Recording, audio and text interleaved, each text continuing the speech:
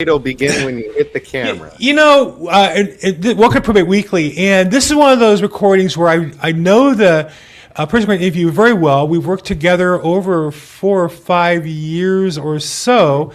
Going He's on 5.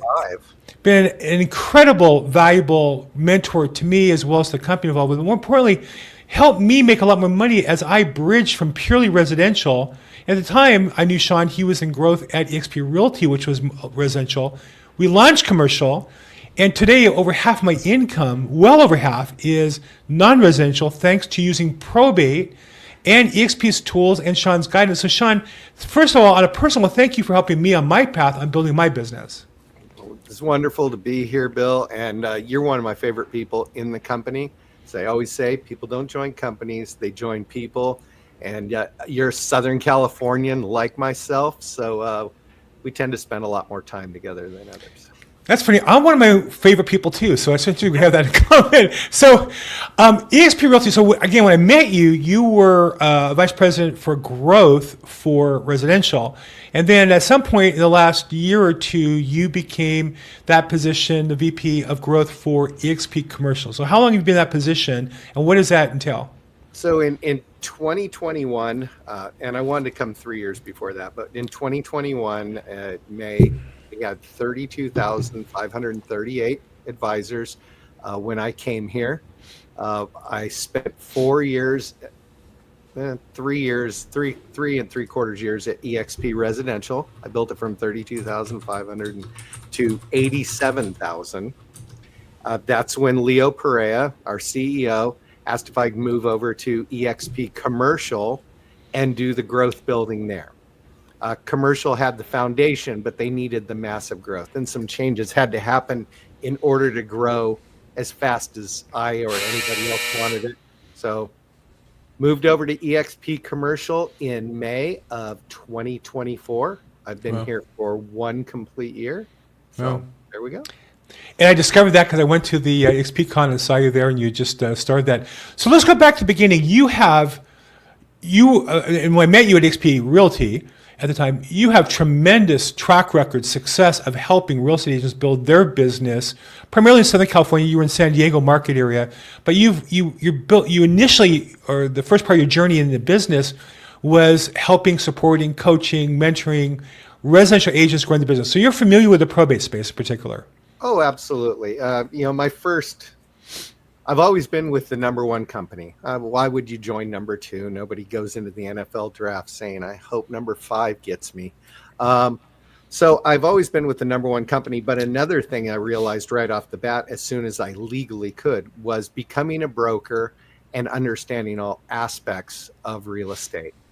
Not just trust and probate, but I wanted to understand the REO, the short sale. I wanted to understand every aspect of real estate.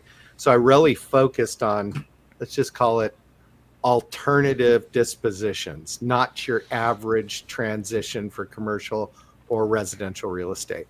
So, and I found that was my niche, just like you. You are probate trust. That's your niche. You want to get bigger, get smaller. So that's where we're at. So, like many agents, I started there because I came across a probate once in a while, and probably initially it scared me, or I went to my broker and I didn't feel confident, didn't get it. And then I got one, and I realized that unlike what I had been trained by another system, which was to avoid problems, I found that by attacking problems and solving them, I became a resource to my customers. Talk a little bit about the mindset of the agents that you've seen that have, got over the obstacles of probate and helped them build a business that way. Absolutely. Yeah. And the same with me. We had transitioned into the downturn, the mortgage debacle in 2006-07. And I wanted to be the key resource. I started out as short sales like everybody else, negotiating short sales with bank negotiators and asset managers, and then finally moved into being one of the top REO or real estate owned disposition agents in Southern California. And when they said those are like 5 people get everything, we didn't like to yell that, but that was the truth. Until you messed up, you were their go-to. And I had some rather large accounts. So I started focusing just on asset disposition for corporations and banks. There is a problem in that. You're not building a lifetime client. The bank, when it's all over and the bank, stops selling REOs and stops doing pre-foreclosures, you're kind of out on your own. You did not build a client for life. You're not. I know that you've probably done probate for generations of people, and that doesn't happen with a bank. That asset manager, he got fired or left 5 years ago. There's no continued business. So I realized very quickly that I needed to transition back into the world pretty quickly. One of the things that, we have two tiers of agents that follow me here. One is those who want to be full-time probate, which is great. That's what I do. And the other ones who have a successful practice and want to add the probate business that comes their way or use probate as one leg of the stool in their business. So talk a little bit about agents who want to add some probate business to their business as a real estate agent. In this age of content creation, it seems to me that you can either be the expert or get educated. And if you're getting educated, share that with your customers, that almost becomes as attractive as being the expert, I think. Oh, absolutely. The last question I asked ChatGPT, 4.5, was, is there a program out there that can identify if it's AI content?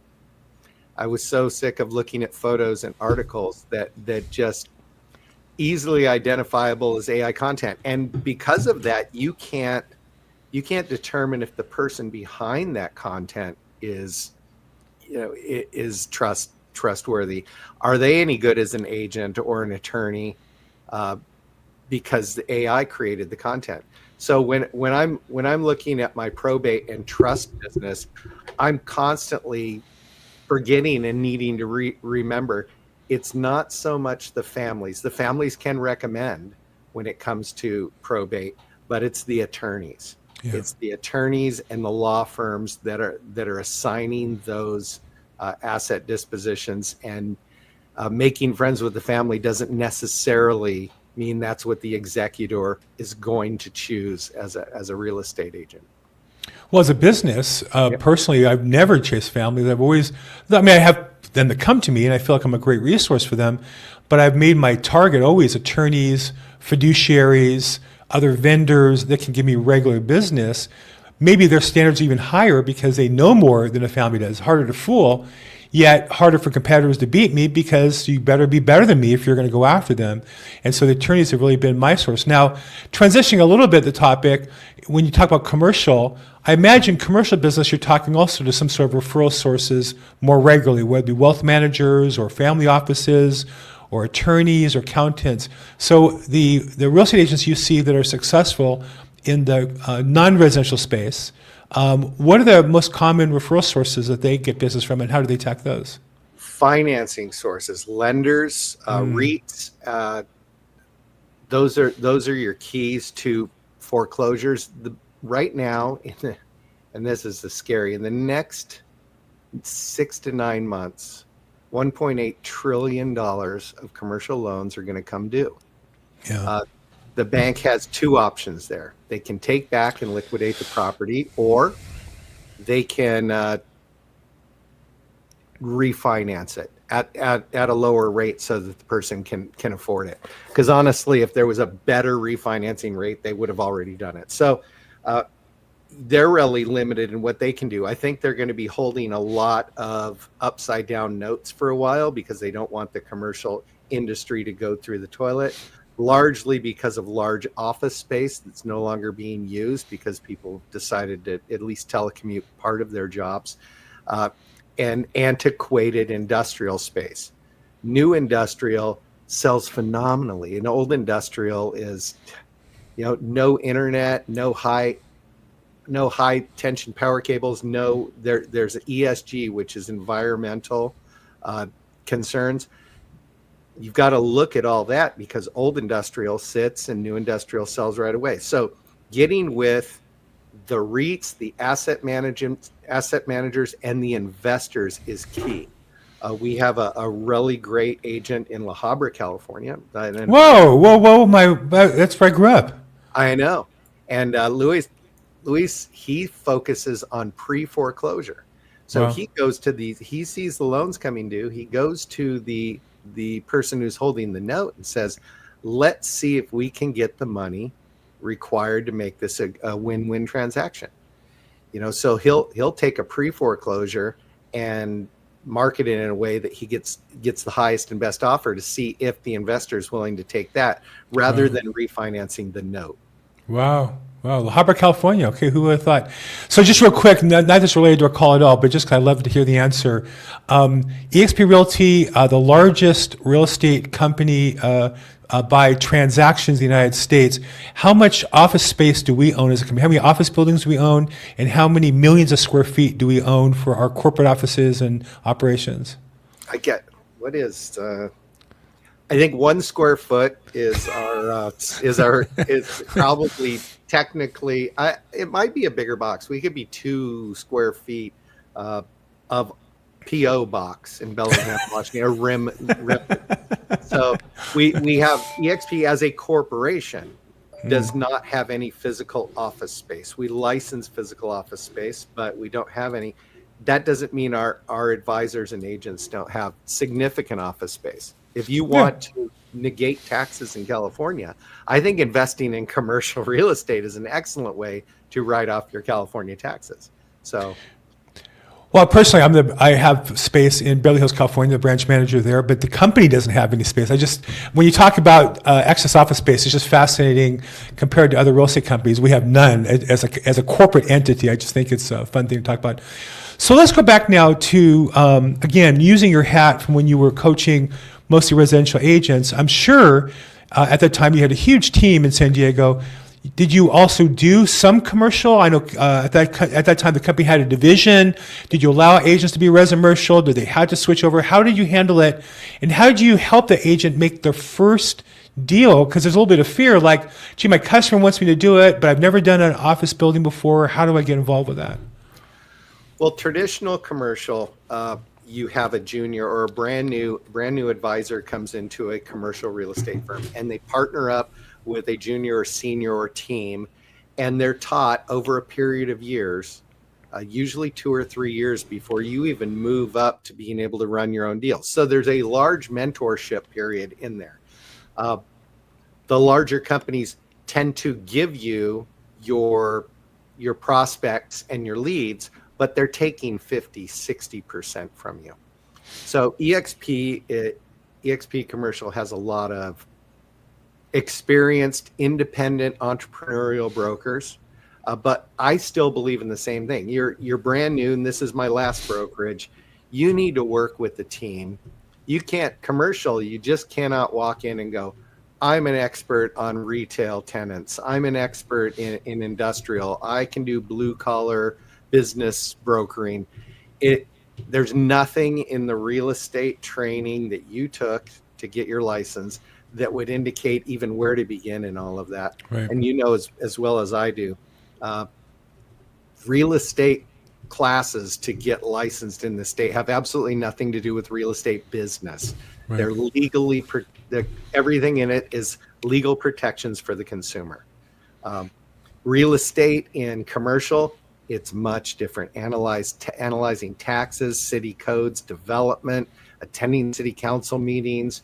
I think the hardest thing in commercial compared to residential real estate is in residential, you have a 30, 60, 90 day deal cycle. And in commercial, it's 6 to 18 months. Yeah. So you're not going to get paid right away, which means if you're going into this, I hope you have a pretty good savings account, or at least you're working in a niche that's going to pay you a lot quicker. Yeah, that is a good point. I personally, as I moved into commercial, my pay cycle, and probate's already pretty long to begin with as a general rule, because you get into some litigation and all of a sudden what could have been a 90-day sale becomes a 2-year process. But you build up and you have to keep working on all those. And same more so with the non-residential business. Everything takes a lot longer. The agents aren't as motivated or as quick, and their customers aren't. It's just a different business. And so it required me really to set up some resources financially, to set some money aside as well as a line of credit to cover, the longer time period that's helped me grow my business. I think that's really important. So we offered, if I go back in time, when I got the first business that was not residential, in that case, it was just some vacant lots through a probate. And the customer said, I want you to handle it. If you need to partner with a friend, but I want you to be the person I talk to. I don't want you to refer me to somebody else, and I don't know anybody else. Bill, I want you to handle it. So at the time we were launching EXP Commercial, we had a phenomenal set of training classes that I took that really gave me a lot of insight into the product and kind of the ways of the business of the product. And so talk a little bit about the training that's available for agents who are considering, maybe they're not ready to make a decision to join EXP Commercial, but they're looking to it, they want to build towards that, or they just want to be better at their current business. What's offered now that helps them be more productive? So when you're coming into EXP and you're brand new, we have the EXP Academy, which is a month-long course that covers a lot of the basics. We're switching over. Our new head of director of brokerage operations for commercial, John Letourneau, is moving us to a video-on-demand LMS system that will cover everything. It'll even have pieces in there on bill gross and probate. So we're able to put everything into the training module because you never know what's going to stick. Somebody came to me and said, just mention development. I was new in the business, like 2 years, and I went, tell me more. And before you knew it, I was working on large multi-unit development, and it was much more suited to my style, more analytical, a lot more planning, but the payouts at the end, I like the big payouts. And you can get in on the getting paid from the development and getting paid for the sale of the units. Now for probate, it's a little different. In probate, I had a family call me and say, I know you, I trust you. I'm not really duplicitous. I give my business to the pros in the area. And they said, I have 5 buildings. Their father recently passed. And as the executor of the trust, we want to liquidate all 5 buildings. So I think you being the expert in your field is what's key. And when you're new, you're not the expert in the field. Right. When you start out, you use the statistics of your brokerage or the statistics of your team until you become the statistic. So if they're thinking of getting into probate, I suggest that they partner up or co-sponsor with Bill Gross, and then they can learn probate and they can use Bill's numbers and Bill can help them. But commercial is not something you can just jump into. My last commercial contract was 150 pages long, written by an attorney in language almost specifically designed to make it more difficult for you. Party of the first part. It's funny you say it because I've been in probates, and I typically have not dealt with properties anywhere near that big.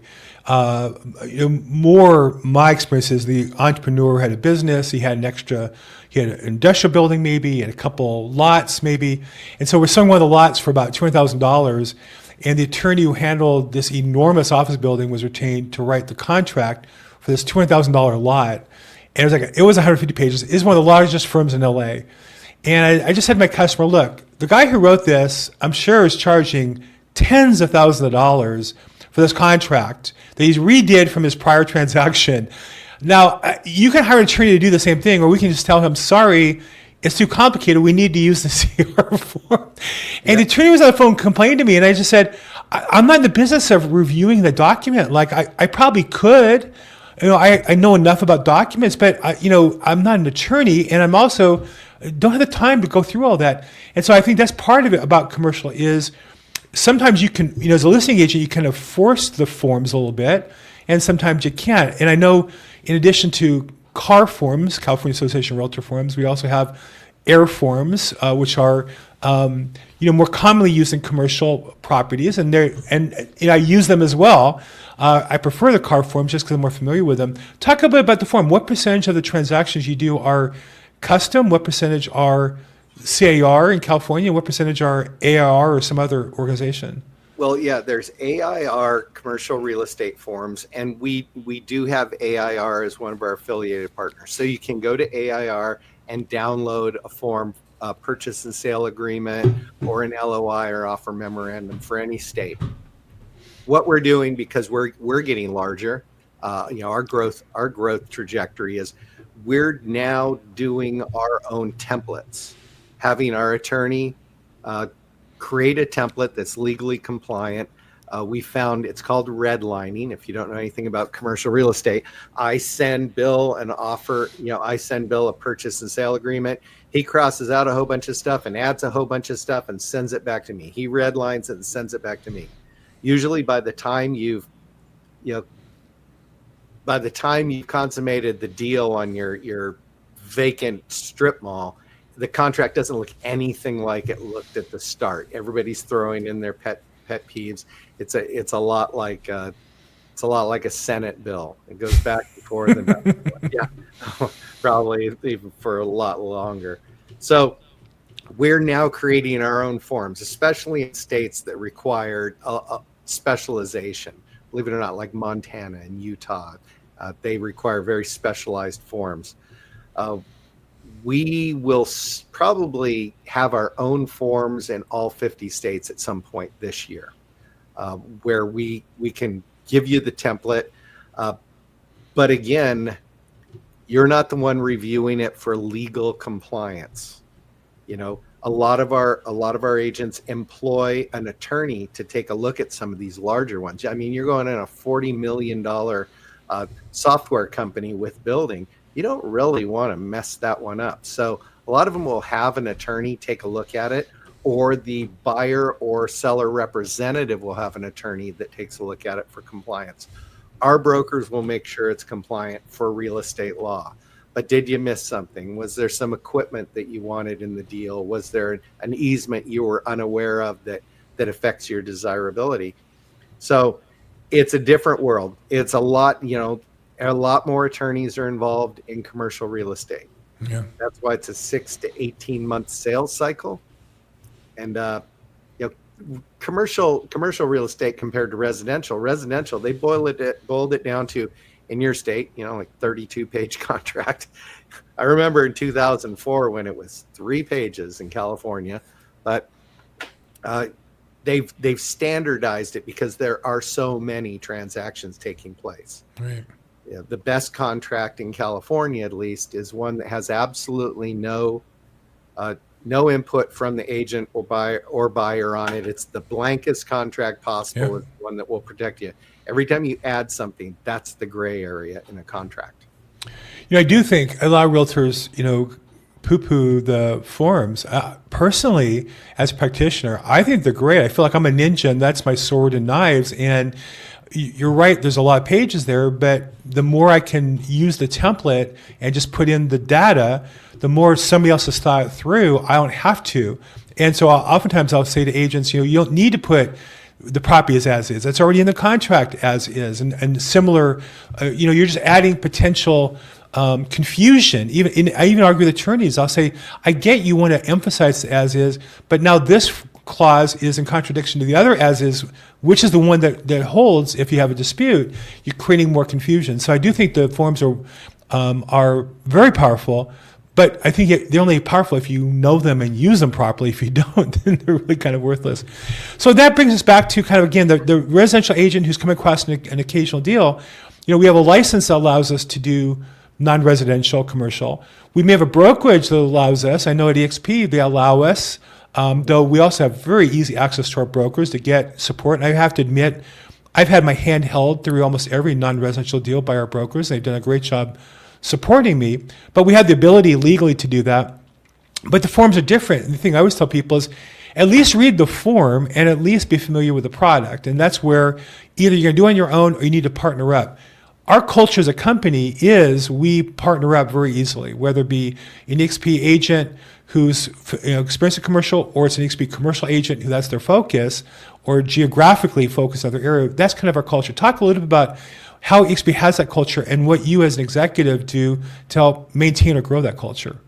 I love the clear separation of duties. If you are a residential realtor, Article 11 of the NAR Code of Ethics specifically states that if you are not a competent professional in your area of expertise, say I was to take a warehouse building in Devore, California, and and I was not a competent individual in that specific product type, I am required by law, by the article, the Code of Ethics, Article 11, to disclose that to my prospect, that I Wow. am not a professional in that product category. And if you're a residential real estate agent, you're not a professional in any of the commercial stuff. You probably had very little exposure. Not to mention, all of you've seen the agency disclosure, and it says exercise reasonable skill in the performance of your duty. That's the first thing it says, and that's the first thing an agent who's going for a commission ignores. Oh, exercise reasonable skill. Yes. First of all, you're writing a 40 unit, multifamily complex on a residential real estate form. Oops. And you're thinking you're competent in the performance of your duty. So commercial does not belong to NAR. We do not belong to NAR. We do not, we don't have the code of ethics. We have something higher. We have a legal system that actually deems that you are a professional in your field of business. If you don't, it's really easy to sue people, and you're usually dealing with corporations or LLCs that would rather take you to court to settle a dispute than try to work it out. So residential at EXP, you are allowed to sell the occasional commercial property. I don't recommend it. Missing an underground storage tank, or missing an easement, or not recognizing that your tenants have dubious leases and do different terms, or step leases that may not pencil out to profitability for you. It can be tragic. I do know this: if they are a commercial real estate agent at EXP, they refer out all of their residential business. Yeah. I just referred one to a great agent, Ethan, in Northern California. He closed it. I think he sold it in 36 hours. It was a luxury property. He sold it in 36 hours for $100,000 over asking price. Wow. And I got paid. And when I got the check, my wife goes, "Well, that's not the whole check." And I go, "You realize I had to do nothing." Wow. This came in the mail, and I had actually forgotten it was even going. So yes. I believe referrals are the highest possible return on your efforts. If I could be a referral only agent, wouldn't that be wonderful? Well, I do more and more referral, and I think, again, not to wave the banner of EXP, we have this referral network system that really makes the distribution of referrals really simple in terms of getting paid and the documentation and all that. So the other thing, again, just to fly the banner one last time on EXP, and I only say this because it's been life-changing for me. I mean, I have benefited from the multi-level marketing aspect of the attraction system, and it's a nice form of income. I've benefited from stock over the years that I closed deals, and that's accumulated. But more so, just the blocking, tackling of real estate has been the number one for me. We've just recently announced a new program that, to me, allows us to double the support for the person who chooses to join us, which is co-sponsorship. And as I look at it, I didn't do a lot of attracting as I might have. I've made people ask me, I never follow up with, because I didn't have the resources to help them with all the non-probate stuff, all the basic forms and systems and all that. But I did have the probate piece, and now this gives me the chance to team up with a successful attraction group that can handle that, and I can bolt on probate. And in commercial, I think it's the same thing. I have no ability to help somebody join. I have a friend who joined EXP Commercial. Originally, he wasn't going to go commercial. He went that way because he insisted, and he was lost, and I was lost trying to direct him where to go. But now we have the opportunity for co-sponsorship, which now this guy's, he kind of came in after the deadline, but he got snuck in, and now he's getting some help. It gives somebody really two people to help them. Talk a little bit about how co-sponsorship works in commercial and how you think that can be a catalyst to help you grow the business. I think it's the biggest thing that's happened at EXP. Co-sponsorship, especially for commercial, is amazing. We have people like Josh Smith, who has a podcast, GSD. Mm-hmm. He's done, the last time I counted, he had partnered 17 times with 10 different organizations.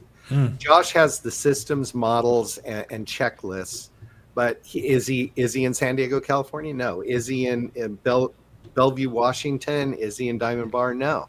So he's smart enough to partner with a local top producer. He realizes he has the system, but does he have the local knowledge and the local support? Doesn't mean it has to be local.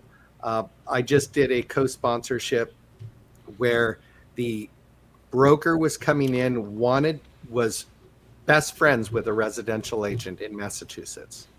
Best friends. He was a commercial agent, a commercial advisor in Florida. They hooked him up with the local top Florida residential team, it surprised me because this team had so many commercial referrals. They said, you might as well be their inside commercial referral person. It doesn't matter if you're a residential agent or commercial advisor. If you run into somebody who's from a different discipline than you or a different area, this gives you the ability to partner with somebody in that area or in that product specialty that can really help them. You can help. If I had anybody that was doing probate trusts or in the Diamond Bar area, you would be my co-sponsor. I'd say I have the best of the best there. I am not. I'm willing to admit I'm not. And the beauty of EXP's co-sponsorship is you get slid into the sponsorship tree to where everybody's making 100% of what they're supposed to make on that level. There's no 50-50 split. I think 100% is better than 50%. So somebody said the other day, EXP has silos. And I go, yeah, we are not a participation trophy company. You do not get paid for the inability to excel or innovate. I like the competition that goes on in this company where the best gets rewarded to be better and brings up everybody underneath them. Yeah. Co-sponsorship was the missing piece, though. We have done hundreds and hundreds of co-sponsorships to this point. The agents have more retention. They're more productive, and they're a lot happier. We get our NPS scores are going up every single month because of co-sponsorship. Yeah, and I think it really is a net add to everybody, right? Whoever brought the agent in, they didn't get cut at all. The co-sponsors additional revenue. Nothing comes out of the pocket of the agent related to this at all.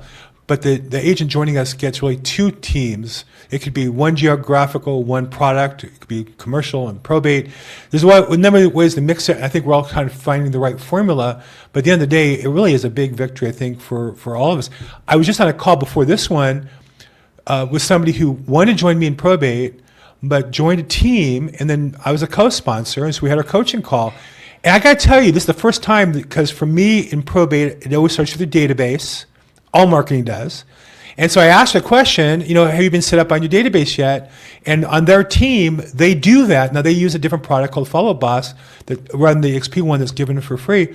But for the reason, she's set up. So we're now talking about importing into her database. We're not me holding her hand, getting it set up and walking through that process, because they do a great job of setting the agent up on technology, which I never really had enough staff to do that. And I don't really want to do that. But I can get her working on probate by downloading all the attorneys she knows and all that kind of information. So it's a big change, game changer, I think. And I'm not sure who came up with the concept of corporate, but somebody should be congratulated. I don't know. We tried several different iterations of it. We get pitched all the time on, hey, this company's doing this. Maybe we should examine it. I mean, there was a long time ago where we're looking at the flat fee model and when we sat down and looked at the numbers, that there were no flat fee companies that were actually profitable, we went, wow, I would have bet walking in here we would have had some kind of flat fee model. Co-sponsorship, we tried a few different iterations. Glenn and Leo came up with this one. And honestly, we were in a room with, I think, 28 executives, and it's the punch holes in it time, because Leo has absolutely no problem. If you know Leo Perea, this is the one thing that you will absolutely know about him. He has no problem canceling something, even immediately after it's been instituted, if it's coming out the wrong way or the desired behavior ends up being wrong. So if at any point a negative aspect of this program came up and we could not rectify it, Leo would just go, yeah, we're done with this. If it's not profitable and it's not making people happy and we don't get the intended results that we're going for, I have no problem canceling it. And I've heard him say that about several things. You know, are we going to continue to do that? And Leo will just go, no, we're not doing that anymore. That did not work out as intended. We have no problem. We are a innovator company. His big statement that he says time and time again, if you're not innovating, you're losing. If you're not willing to throw away everything you've created every 3 months, you're not innovating. Yeah. Because of the speed of AI right now, I told you the last thing I looked up on AI is there a program that will spot AI content, so I can ignore it. AI is progressing faster than we can find programs to identify it. Yeah. So. I do think, I mean, I've been saying AI quite a bit. I use it in my business every day. I do think that it creates a premium for authenticity, where the one thing they can't create is me. They can make something that looks like me, sounds like me, has a video kind of like me, but what they can't do is really replace my heart and my knowledge and experience at a deep level. And I think for all of us in the business, that cries out why you have to be an expert. In my case, probate. I know people's case it's commercial or your local geography. If we really can hyper-focus on something, the AIs will knock out the 80%, and the 20% of expertise will benefit from those AI tools and be more productive. At least that's how I see it for my business so far. And our marketing people, and if you know a lot of the big real estate coaches like John Cheplack, and our marketing team have both identified that we're going the other direction for marketing, where we were going from the mailbox to the inbox to social media. Now social media is inundated because everybody can consistently deliver AI augmented social media posts. Right. Social media is getting inundated. The email box is still full, is now going full circle to where the best, most authentic, and highest open rate and result is coming from the mailbox. Wow. I mean, if you got a handwritten letter in the mailbox, now that's considered special. Wow. Yeah, I mean, people send me. It's interesting. I have a podcast on reverse mortgages. So for whatever reason, people in that space create books, and you get a book with a handwritten note. It's like, wow, that was really nice. Very personal, and it's obviously handwritten. They took the time to do it. So I do think you're right. The personal touches, I think, are really important and can't be created as easily as the AI stuff can be. So, well, Sean, look, obviously you have tremendous breadth of experience in real estate, a tremendous resource. Now, I also know you host some available public training classes on a regular basis. I know I've stumbled in a couple times to them. Talk a little about where you're available for somebody who wanted to learn more about you and see you online. What are some of the things you're working on? Well, we're starting again on the 7th. Summer is always fun in real estate. You would think, real estates are entrepreneurs. They're self-employed. They work year round and squeeze in a vacation sometime in the end of December. But no, starting on July 7th, we will have Commercial Attraction Lab. It will start out from the very beginning. Nice. You've never done attraction, and I will be posting that in Workplace, Slack, and social media. Where to go to get that? We had a social media platform that wouldn't hold the number of people that wanted to come. Wow. But we'll start out from I don't know how to do attraction or even what the difference is between attraction and recruiting, and the rules of the game, ethically and legally. And then we're going to move into a huge 12 weeks of commercial attraction. And we're going to kick it off with the orientation and the rules, defining your agent prospects, social media and mass attraction strategies, co-sponsorship and the power of partnership, discovery calls, presenting the model, overcoming objections, nurturing relationships, onboarding, which is huge, leveraging local, national, and growth events, building your personal attraction brand, and then the mastermind with the top attractors in the industry, the mastermind and how to sustain your momentum. Because I have found going to as many events as you get about a 5 to 7 day boost. We're like, I'm ready to go. And then you kind of go back into your old habits. I always say, if you stretch a rubber band, you can hold it for a while, but eventually it's going to go back to its original shape. So, well, there's a lot going on. eXp Commercial is the website. Sean is the vice president of growth, and I'm going to be on the call Monday at noon Pacific time, eXp Attraction. And I think the thing about Attraction, it's not just recruiting a multi-level.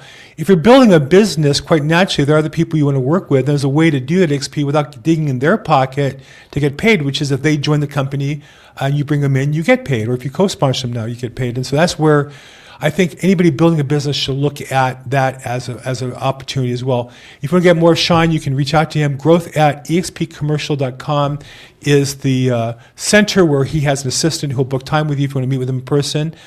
Sean, I just can't thank you enough for your time here today. And like I said, your mentorship and support in my business growth has been fantastic and critical. And on behalf of the company, what you're doing, what you did with us before you left XP Realty, and then now that you're with XP Realty's commercial division, what you're doing there is phenomenal. Thank you for all you do for the company as well. Thank you, Bill. You have a wonderful week. Fantastic. And again, for the rest of you, this is Probate Weekly. We get together every week and talk about how to build your probate business. And as you see today, it's not just about getting data and cold calling. It's really about building a business. One way I've done that is expand my product into commercial or non-residential and expand it by attraction. And Sean's been a key piece in that, if that can help you. If you want to continue the conversation, go to probateweekly.com. It's our Facebook group. We have about 3,000 or 4,000 members there. If you're looking for referrals, you have an attorney or an agent need outside of your area, post it there. Or if you have questions, we'll continue to have the conversation. As always, if I can help you, like, subscribe, put a comment in here. If you know somebody I should be interviewing, put it in there as well. As always, make today your best day ever.